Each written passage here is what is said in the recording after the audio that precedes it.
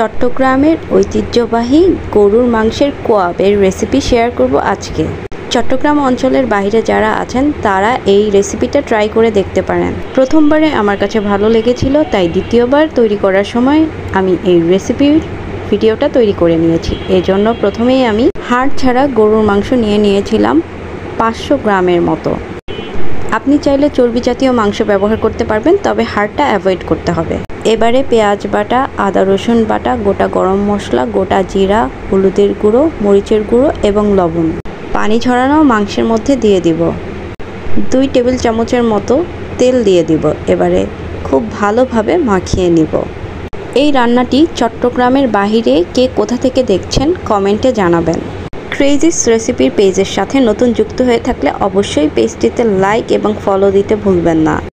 এই রেসিপিটা এতটাই সহজ যে এটাকে মাখিয়ে ম্যারিনেট করার কোনো দরকার নেই, আর ঘরে থাকা কিছু বেসিক মশলা দিয়েই এই রেসিপিটা তৈরি করা যায়।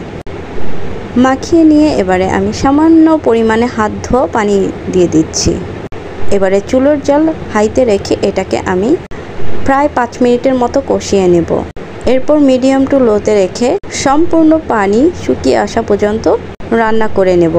ভিডিওটি দেখে বুঝতে পারছেন সম্পূর্ণ পানি শুকিয়ে গিয়েছে এবং মশলাগুলো মাংসের সাথে মাখানো অবস্থায় আছে, কোনো পানি নেই। এবারে একটি প্যানের মধ্যে এমন পরিমাণে তেল দিতে হবে যেন আমি এই মাংসগুলোকে ডুবো তেলে ভেজে নিতে পারি।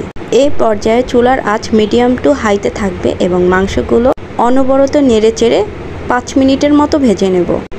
মাংসগুলো হবে একদম সফট, হাতে আলতো চাপ দিলেই মাংসগুলো খুলে খুলে আসবে এবং ওপরে থাকবে মশলার একটি ভাজা ফ্লেভার। এক কথায় গরম ভাতের সাথে অসাধারণ লাগবে। রেসিপি দেখে এক্ষুনি বাসায় ট্রাই করে ফেলুন। আর এই রেসিপি দেখে যারা বানাবেন তারা কিন্তু কমেন্টে জানাতে ভুলবেন না টেস্টের দিক থেকে এটা কেমন ছিল। গরম ভাতের সাথে কিছু কাঁচা পেঁয়াজ এবং কাঁচা মরিচ হলে দুপুরের ভুরিভোজ বেশ জমে যাবে। ভিডিওটি দেখার জন্য অসংখ্য ধন্যবাদ। আল্লাহ হাফেজ।